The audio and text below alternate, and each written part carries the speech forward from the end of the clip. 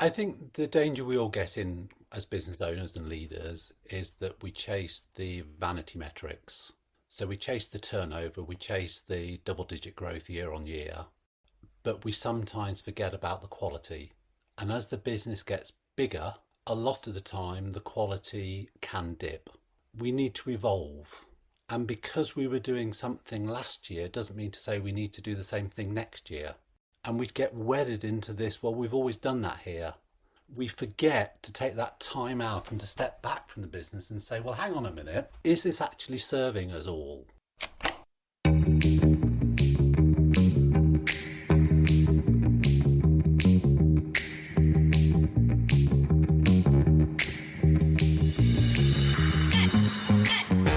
Hello and welcome to the Unlocked podcast. I'm your host, Ricky Locke, professional speaker, magician and confidence coach, and quite simply, Unlocked is a journal of self-improvement. I'm talking to the experts, authors and successful people from around the world, as well as sharing my mishaps and magical adventures in my own life too, to unlock the best version of ourselves. My aim is to give you some insight and inspiration so you can unlock the best version of yourself too. Now, if this sounds like your cup of tea, then hit that subscribe button so you don't miss any of my latest episodes released every Wednesday. Now, relax and enjoy the show. Welcome to this week's episode, Better Before Bigger. Now, whether you are in a team or if you have a career or if you own your own business, at some point, that business that you work for or own will want to scale bigger. My business has certainly had an impact this year from the last couple of years. And as I'm starting to scale it bigger, there was a really important question that I was posed by this week's guest about the idea about being better before bigger. So joining me this week on Unlocked is Nick Cramp. With over 15 years as an SME owner and then 13 years as a coach, plus with an MBA, Nick joins the show to discuss the ideology of why we need to be better before bigger. It's a great episode, this one, and a lot of this conversation was based on Nick's book, which is Better Before Bigger, Rethinking Business Success. It's a fantastic book, and there is a link in the show notes that you can go check out. Go grab yourself a copy. It's really important. And some of the conversations that we have in this episode will really start to get you thinking about the idea of actually focusing on what we have. But by listening to this episode, you'll be able to unlock how to improve your business by focusing on what you already have, why it's important to be better before building a bigger business, because that's the most important thing, and stop thinking about all of those vanity metrics and thinking about actually what's most important, but also ultimately, how do we rethink business success by creating sustainable solutions? It's a great episode, and you're going to get loads from this. So take away from this what you will. Let us know. Get in touch as well. Let me and Nick know what you think to this episode. Really enjoyed recording this one. Nick, you are absolutely a brilliant guest for coming onto the show. But without further ado, welcome to the episode with Nick Cramp. Welcome to the show, Nick Cramp. How are you? I'm really good, thank you, Ricky, and really looking forward to our conversation this afternoon. Thank you. It's a pleasure to have you here. And again, Nick is a very, very patient man for organising this and messing Nick around whilst I am trying to understand fatherhood and running a business. So thank you very much, Nick. It is a pleasure. For anyone that doesn't know who you are or may have not heard of you before, tell us a little bit about who you are and what it is that you do. So I'm a business coach and I work with leaders and leadership teams. And in a nutshell, I just inspire them to create better businesses. And by better, I mean businesses that work for them rather than ones they work for. Yes, which is the key thing that we all really want to do, don't we? We all want to achieve that. And later on, I'm going to reveal a little bit about Nick's book, which is going to come up in this, because there's a part in there which is, there's a question quite early on in the book where you ask, does this resonate with you? And one of those responses was, is this what success really looks like? Yeah. And that's, for me, something that we'll talk about later on. But I love the work that you're doing. And obviously, we're going to explore this ideology of better before bigger. But before we do this, I'd love to just quickly dive back into your backstory, because I know that you're a very experienced man, an E-Myth coach as well. So a big fan of the book as well. And obviously, you've ran multiple businesses as well. But I'd love to know how you've kind of gone on this transformation journey through your own experience to where you are now. And then we can expand on the idea of Better Before Bigger. So tell us a little bit about your backstory, Nick. How have you got to this position? So my backstory was I did a sports degree because I was good at sport and didn't want to do a proper degree. So I did my A levels and went off to a sports degree and realised that qualified me for very little. Um, Fell into the leisure industry back in early 90s when the leisure industry was just emerging.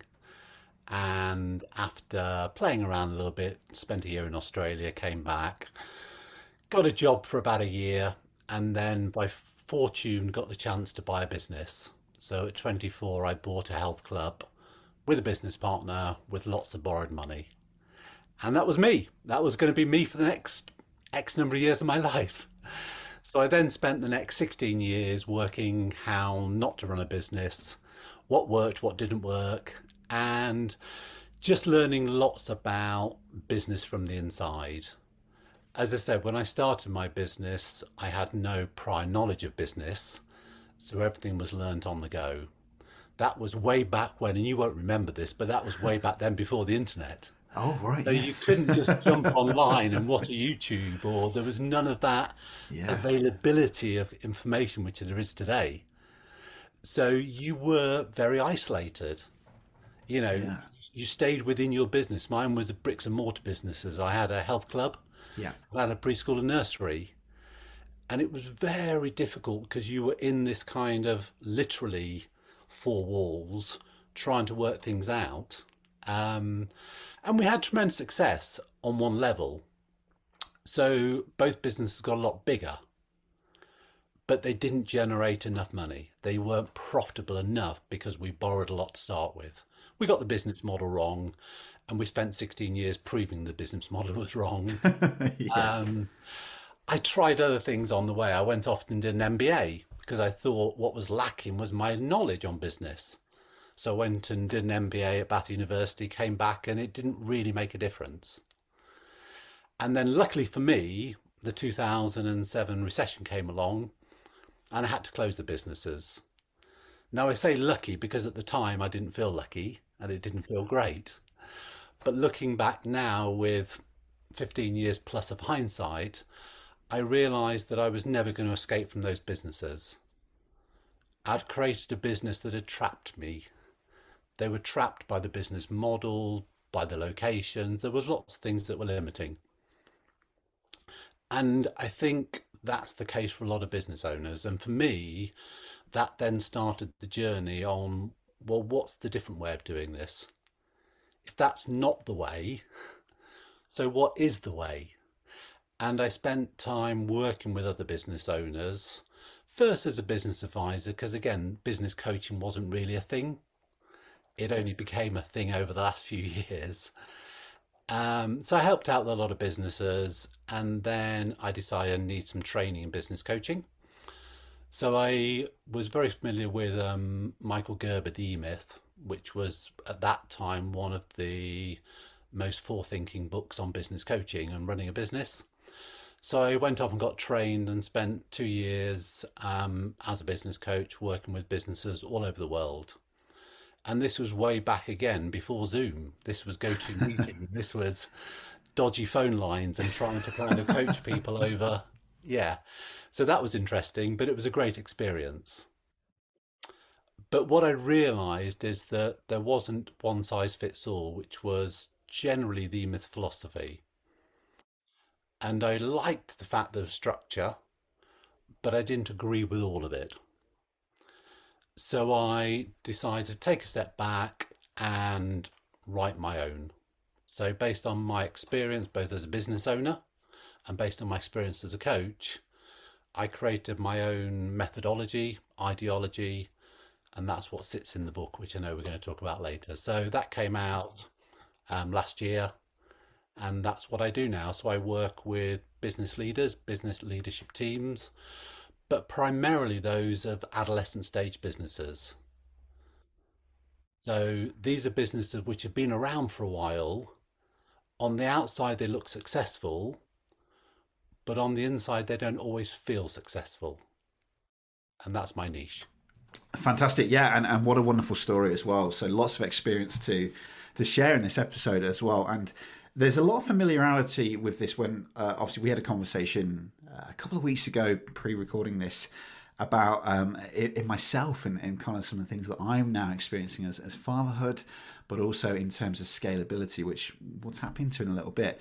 But I love this concept of the better before bigger and moving those businesses from that adolescence to the maturity stage, because there is a point, I think, isn't there, in a business where you start chasing after the wrong things. And I think you've mentioned this previously in a lot of podcast episodes about profit that we often chase, but actually there's a lot of other things that we should be going after. But tell us about the model, because the book, as we'll go into it, is a fantastic guide to help people move from that position of that adolescence to maturity. But tell us about the better before bigger. What does it mean to be better before bigger? I think the danger we all get in as business owners and leaders is that we chase the vanity metrics. So we chase the turnover, we chase the double-digit growth year on year, but we sometimes forget about the quality. And as the business gets bigger, a lot of the time the quality can dip. So from every stakeholder's perspective, whether it's the employees, whether it's the customers, whether it's the shareholders, or whether it's the partners, it actually isn't a better business. It's a bigger business, but it's not actually then serving the needs or expectations of the key groups that need it to serve them if it's going to be maintained. So it's losing relevance, it's losing attractiveness because it's got too big. And what we forget is that, like as individuals, we need to evolve. And because we were doing something last year doesn't mean to say we need to do the same thing next year. And we'd get wedded into this, well, we've always done that here. That's who we service. That's the product we offer. And we forget to take that time out and to step back from the business and say, well, hang on a minute. Is this actually serving us all? And us all means the different stakeholders. Are our customer satisfaction ratings actually going up or down? Because it's great that our turnover is going up. But so what? If the profitability percentage is going down, then it's just vanity. It's not sanity. So the idea is that at certain stages in your business, we need to create a plateau period where we take the foot off the accelerator and we spend time on creating a better version for the next stage of the journey. So if you imagine people climbing Everest, you don't go straight to the top. You don't go, right, Yes. 5 days, up we go, no stopping. You know, you get to base camp Yeah. and then you acclimatise. You might take on different Sherpas because these Sherpas have got more experience at ice climbing. You learn how to use oxygen masks because you know at the next stage you need different skills. There might be some people in your party that you don't take on the next phase because they're not able to cope with the altitude. And it's the same analogy in a business for me, that at certain stages, the leaders need to look at the business and say, okay, this is great, we've got to this point, but what got us here doesn't necessarily get us there. And giving that permission to make some changes. What does a better team look like? So if you're a football manager, every summer you sit down with your directors and you talk about what you've achieved and you talk about the ambition for next year and you talk about who you want to bring in, what transfers you need to make, what change of tactics. So you have this natural off season in sport, and the off season is that plateau period where it gives the team chance to get better so they can achieve more next year. And it's the same for business. And I think that business, we just need to take that seasonality into play. Yeah, I love that. It's a great reference with the mountain, and it takes me back to my own personal experience of Machu Picchu. We climbed that many, many years ago. And you're right, it isn't just this, I think you've said it before in a different podcast about triangles at school. That's how we draw mountains. But yeah, day 2 is literally 8 hours of just climbing upwards. But then the next day there's a little bit where it plateaus and you get to recharge, get your muscles to relax a little bit, and then you kind of go off again. I think it's important, isn't it? But why do you think that people don't do that? Why is it that they don't take the blinkers off? Do you think that there's maybe a bit of vulnerability here that they just don't want to admit it? Or is it a case that they just want to keep ploughing on full steam ahead? Because we know, even from your own experience and even from me, one of the things that I'll share later on as a tip that I've been doing from the book, is about stopping and putting time in for those R&R days, those reflection periods. But I think it's really important that I've got that awareness. But why is it that maybe these business owners sometimes don't have that awareness to stop? What is, in your experience, do you think is the reason why that doesn't happen? I think there's a number of reasons. I think one of the reasons is we become addicted to the turnover. I think Yeah. we align our self-worth too much with the turnover. When I started out as a coach, I thought the most important metric for me was number of clients. So my diary was chocked full of clients. And I wasn't a great coach because I couldn't even remember the person's name I was coaching half the time because I was going straight from one coaching session to the next coaching session. There was very little prep. There was very little post coaching activity. Whereas now I'll never coach back to back sessions because I know I need to prepare before a session and I need to make some notes afterwards, which I can then send to the client. And I think that as a business leader, sometimes we just get obsessed with the wrong metric. And that metric is needed when you start out in a business. Yes, you do need more customers. And yes, you do need more turnover. But at some point, that doesn't become so true. And there's this tipping point, and the tipping point is always earlier than we realize. We're like, think about Debenhams. Debenhams had a tremendous business model which worked for a number of years, but they didn't evolve it early enough. So when they were forced to evolve it online, it was too late. And that what happens sometimes is we get so addicted to what we've previously done and what we know. And it goes back to what you said about vulnerability. As a leader, actually putting your hand up and saying, well, actually, I don't know how to lead differently. I don't actually know how to run a leadership team. Learning those skills is an evolution that they need to make. But to do that, they've got to be vulnerable. They've got to be self-aware and they've got to develop to that next level of leadership. Yeah. As a side topic then to that, do you think that the world that we're in now with social media, I know that we're quite both active on LinkedIn, Yeah. comparisonitis. We see it on social medias, Instagram, Facebook, LinkedIn, of other businesses doing well or other businesses achieving things. And there is that reflection thinking, well, hang on a minute, I'm not achieving that. So therefore, does that make me, inferior? Am I less successful than that person? And maybe that's why I need to carry on. In my experience, I've seen it where there's people going to events. I'm thinking, well, I'm not doing that, so I'm not as good then. So I'll keep pushing, but actually, there's that moment of just stopping. Really, I need to stop and let's look at, like you said, is this serving me well? But do you think that plays a big part into why business owners, chase after that wrong metric? I think it does. And I think there's a balance point, which is when I had my business, as I say, there was no reference point at all, which was hard. Yeah, Now there's too many reference points, which is hard in the other direction. So I think business owners have got to work hard at filtering out the irrelevant stuff. yes, I have 5 golden gurus, call them, which I listen to and read regularly. And I don't want any more than that because I become overwhelmed and I can't yeah. get through the stuff.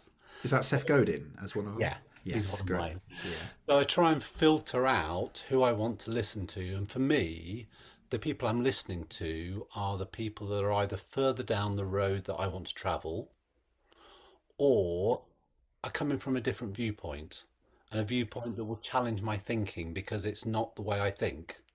So I think it is really hard with leaders right now because there is so many comparisons. And we know that most comparisons probably aren't even true, you know. yeah. But we still compare ourselves to them. So I think, leadership is very challenging right now. And it's been obviously probably the most difficult 2 years for leaders ever. in a lot of ways. But that self-awareness around what they're doing and why they're doing it is just so critical. Yeah, agreed. And I think this, like with my own experience recently, you talk about this in the book about principle based businesses, Yeah. linking back to what's really important. And I mentioned this a few months ago to you when we chatted about how my values in my own business have changed now because I've got a little girl, Yeah. family, freedom, fun. If I get an opportunity to do an event, whether it's a speaking event or even if it's a performing event, if it doesn't fit with my values of, is Yeah. it going to be, flexible, with my life? Does it fit around family? And is it fun? Then I don't really want to do it. But I'm guessing that these people, the business owners kind of, we lose track of that, don't we? And I know we shared it Do. before where you go into businesses and you see Yeah. values written on the wall and vision, and you can ask people, what's the vision of this company? Oh, I don't know. And, It's on the and wall over there. it's there in 5 foot letters behind them, and they're Yeah, like, yeah. that's it. And I Yeah, think yeah. that's the trap, isn't it? And I think that what you talk about is when we've got a small business, which we both have, we can pivot very easily and quickly, Yes, yeah. and we can evolve it. But it's even more important in bigger businesses that's actually done.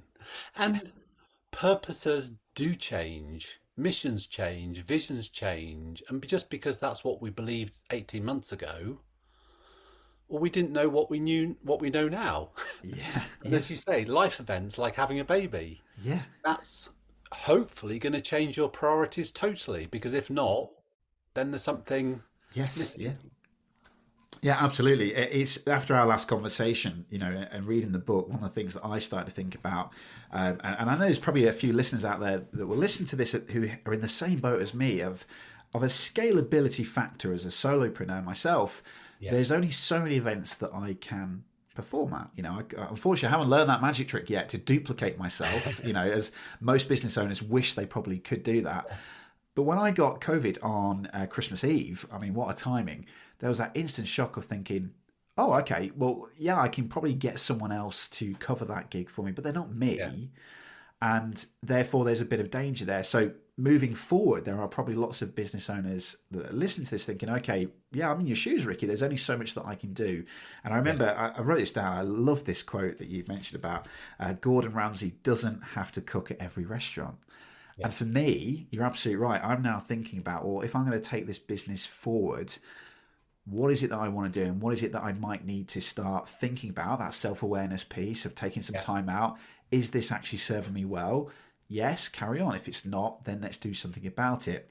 So let's imagine some business owners are now listening to this and they're thinking, Yeah. you know what, Nick, I absolutely get this. I am in that period of I want to be bigger, I want to Yeah. grow and grow, but maybe there's a plateau that I'm now hitting that I need to start Yeah. thinking about. And now let's start thinking about those principles. So one of the key things, obviously, that you go through the book is identifying those, your principles of what's important, Yeah.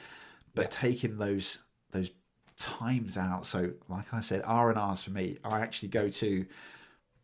It's a bit of a hindrance now because I've got a child that I can obviously know that my daughter's downstairs with my Yeah. my wonderful super fiance, but I actually will leave now because there's a bit of an NLP anchor here. A lot of this office that I'm in now Yeah. is an anchor to I'm at the office. I've got to check emails. Actually, emails are not important. Do you know what? Yeah. I'm going to go take my sketch pad and let's take some post notes. Let's start thinking about stuff. Yeah.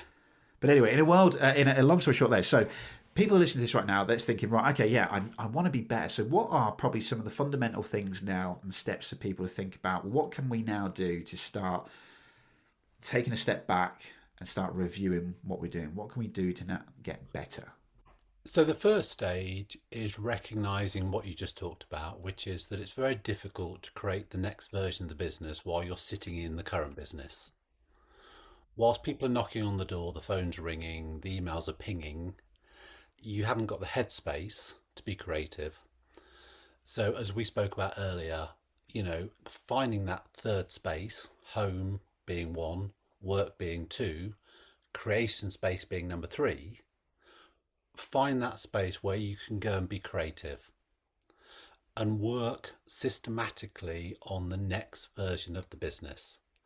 So if you were starting the business tomorrow, what stays? What goes? Yeah.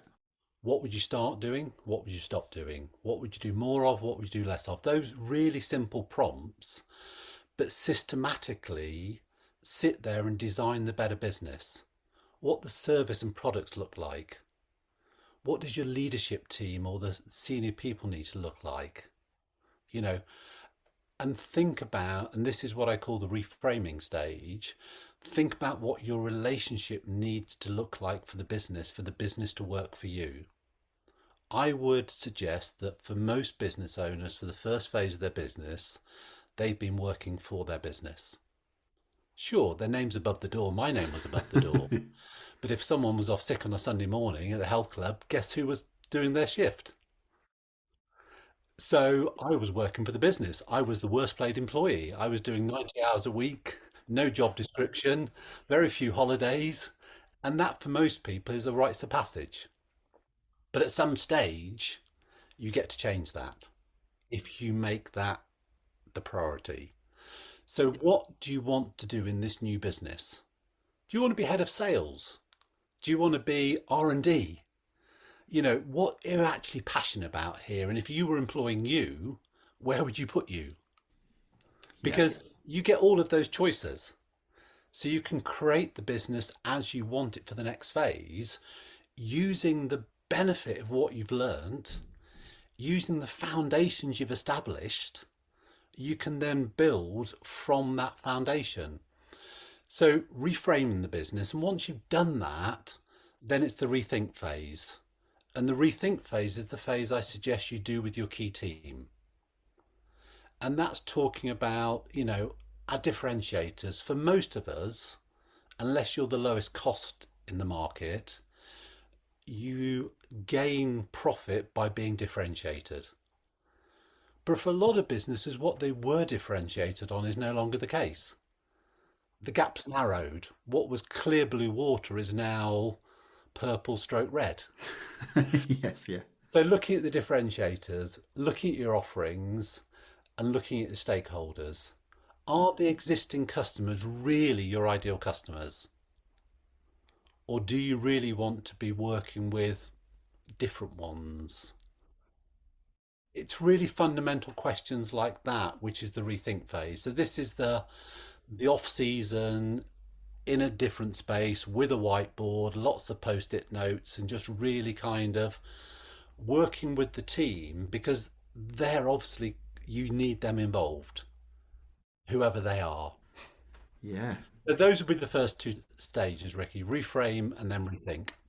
I love that. And you've inspired me here, Nick, because even in conversations we've had before, I'm exactly the same here, where I've identified there's only so much that I can do unless I start tripling, doubling my prices. We want to work smarter. We don't want to work harder.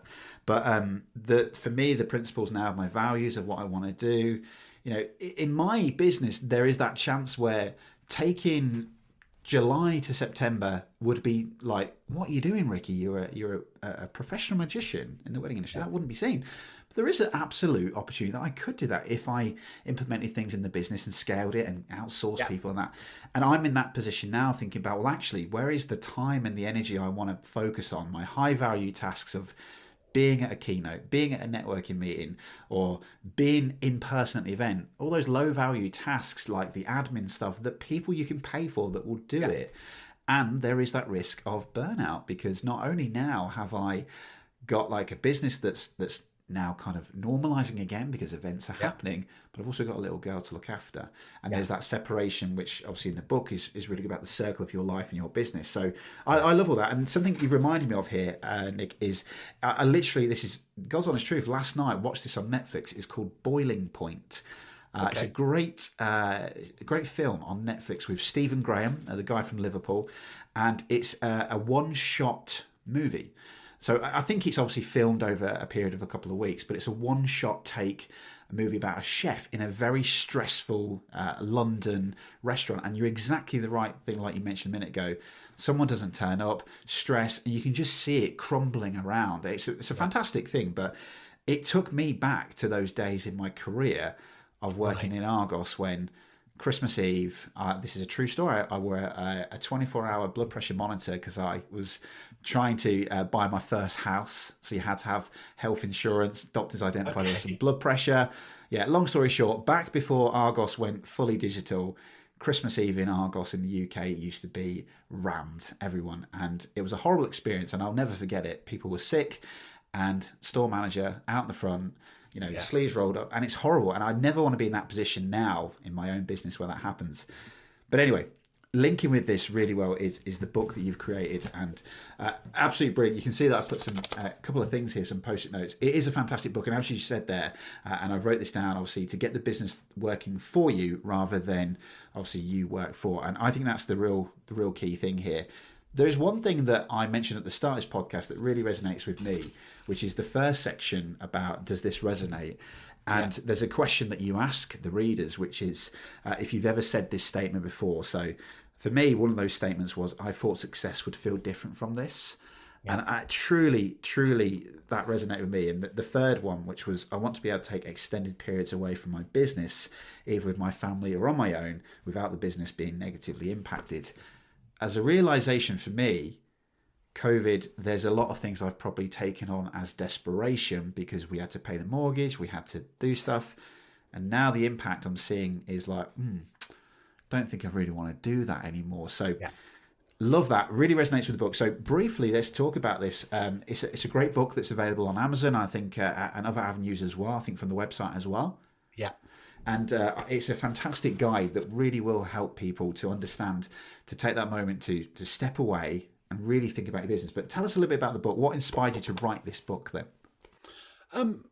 I think what I shared earlier about my experience as a business owner and realizing as I coach businesses, how common that is. So this idea of being trapped by the business that you've created, success on the outside, swan-like on the inside, pedaling furiously to keep everything together. You know, that sense that the sales team goes out there and wins some new business and the rest of the organization groans because they haven't got the capacity to deal with it. So there's this misalignment. So the book is actually written for the 30-year-old Nick. Great. So it's a letter back to myself, a little bit too late, but so it's writing to 30-year-old me saying, look, you've done well, you got to this stage. Now is the point you need to transition so that you're working on the business rather than in the business, and you need to build the leadership team and you need to do the things I advocate in the book. So the book is about, first of all, the mindset. We have to adopt as a leader a different mindset for this phase of the journey. And the term which comes to mind now, post book, is this idea of servant leadership. So when we start our business, we're like that First World War captain that we have to lead our troops over the top. We have to be there earliest. We're there first through the door in the morning. We're there last at night. Follow me, lads. As we get hopefully wiser, and the people that have discovered this before me are obviously wiser, we realize that's not the role of a leader. That's a style of leadership, but it's not sustainable because most of those guys got shot. Yeah. Yeah.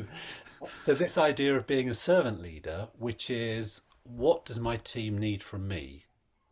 That is your first and most important question every day, every week, because you're there to serve them rather than them being there to serve you. And what we're trying to get down to is the minimal viable leadership amount. So how little do I need to actually be on site for the business to still function effectively? That should be the goal, because then you've got all this time to go and create another business, another division, another service. If these guys have got the day-to-day stuff, brilliant. And I think that's where I'm trying to encourage leaders to get to, is that switch in mindset. And once they've made that switch, I talk about in the book what I feel are the 6 core components which they need to change.